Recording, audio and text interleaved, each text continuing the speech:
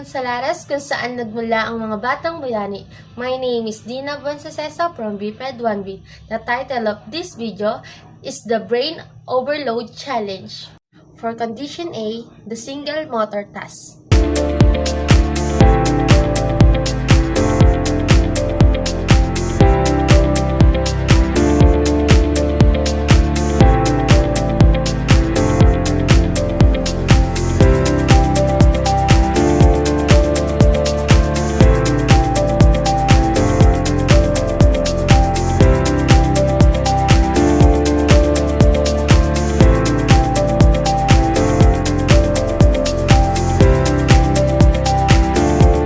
That was 59 dribbles in just 30 seconds.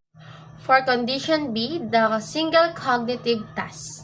Z, Y, X, W, V, U, T, S, R, Q, P, O, N, M, L, K, J, I, H, G, F, E, D, C, B, A.